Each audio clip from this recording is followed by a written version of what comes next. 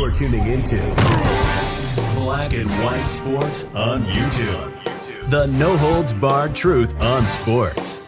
The main event starts now. Okay, Black and White Sports supporters, we're going to talk about the case of the Kansas City Chiefs fans that were found frozen, of course, in very frigid weather. Around January 7th is when that happened.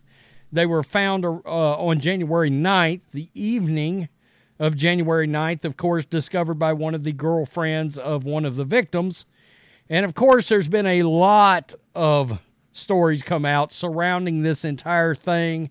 We know the parents and the family of all the victims, they're obviously furious, and they have every right to be. Plus, nobody knows exactly what happened. Now, preliminary toxicology has come out, fentanyl, cocaine, THC, all involved, and there was a person that came out and said that Jordan Willis, the host of said party, that was his house that he was renting, they were all at, was known as, quote-unquote, the chemist. And this was starting to take on sort of a Walter White Breaking Bad kind of feel, and that was the narrative going around. Well, now it seems that Jordan Willis's camp is firing back. And I don't know if this is by way of him, through a source, where this is coming from, but we're about to find out. But they're saying nobody knows him as the chemist. And then, in fact, he's not the kind of scientist that everybody has made him out to be. So this is certainly a change in scenario. All right, now, we don't know what that means. We don't know if any of this is true. We don't know. We still don't know anything. All right, a lot of people believe the fentanyl knocked them out while they were outside, and they froze to death. Hypothermia leading to a cardiac arrest. But beyond that, and we still don't know if that's exactly what happened. A lot of people think, well, maybe something happened to them indoors and they were drugged outside. It's crazy. This is one of the craziest stories.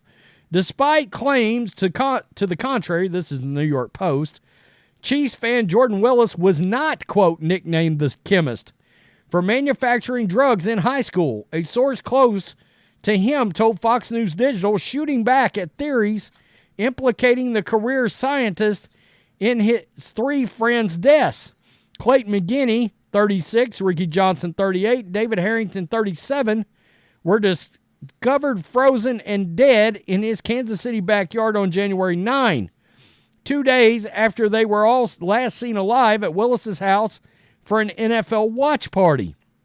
The men's loved ones have come forward with theories that Willis played an active role in their demise, with McGeeney's cousin, Caleb McGeeney, telling News Nation that, quote, all of Willis's friends knew him as, quote, the chemist. Jordan's the chemist, bro. Jordan's the chemist, Caleb McGeeney said. Is it easy for them to go have fun, but he effed up. He made a mistake. But the source close to Willis insisted that he had never been referred to by that name and that the career scientist, quote, is not a chemist by trade. And this is where it gets really interesting. There's Walter White and, of course, Bryan Cranston and Aaron Paul. What is Aaron Paul's name on that show? I keep forgetting. I've seen every episode. Quote, a computational data scientist. He works on computers for HIV vaccine research. His role is to work solely on computers, and he works from home. So, you know, I'm thinking he's got some kind of lab situation set up at the house or something like that. That's the narrative that was sort of put out there, but that doesn't seem that they're saying that he works on the computer at home.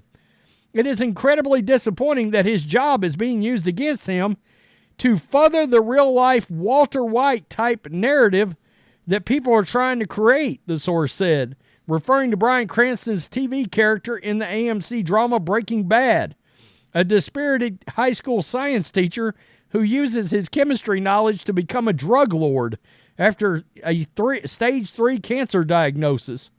The source also remarked that Willis came from a military family with loving parents who, quote, most definitely would have noticed and intervened if he was, quote, making drugs in the house in high school.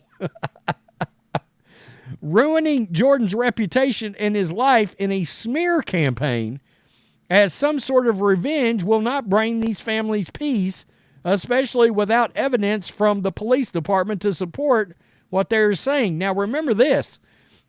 One of the family's attorneys has come out and slammed KCPD for having, he believes, prematurely ruled that this was not a homicide or even come out with any kind of conclusion.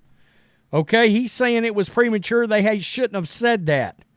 Moreover, the source accused the family members of shifting their stories, remarking that, quote, grief is not an open-ended excuse to say whatever you want in a public forum without consequences. Oh, when people start talking like that, you're going to have to start considering slander, the defamation. That, when they say without consequences, somebody's sending a signal, hey, keep running your mouth and we're going to sue you for defamation of character. That's interesting. At first, they said they don't know Jordan, that the men didn't do drugs, so they must have been murdered or poisoned or dragged out of the house, or they must have seen something they shouldn't have seen, a source close to Willis said Monday. Then when the initial toxicology came out, it was that they would have been, I guess, victims of peer pressure.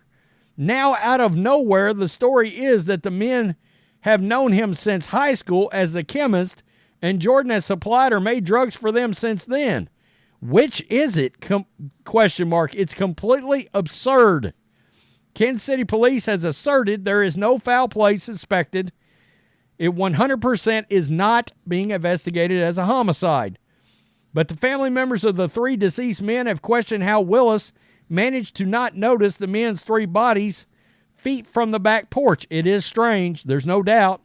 Willis's attorney has claimed that his client was sleeping for much of the period between when he allegedly saw the three men out of his front door and when McGeeney's fiancée found one of the men's bodies outside and alerted the police. Ricky Johnson's brother, Jonathan Price, questioned how a man who is, quote, responsible enough to gain a Ph.D.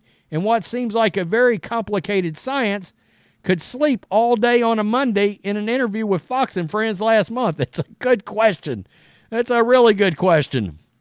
And it goes on to talk about he graduated in chemical and physical biology.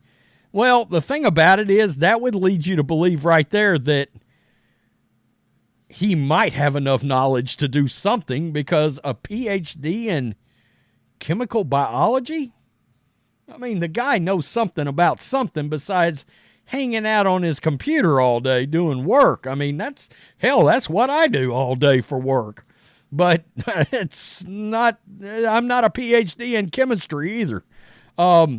This is wild. It's so crazy how this story has gone, how it's progressed.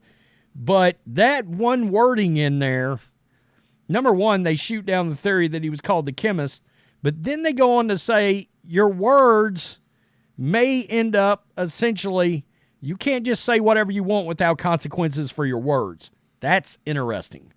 All right, that's interesting, because that leads me to believe somebody's behind the scenes talking about you're going to have to hold these people responsible, because if you really didn't do anything wrong, they're ruining your life over something that, technically speaking, you didn't have anything to do with. It's all still very hard to believe that this even happened and that nobody knew anything.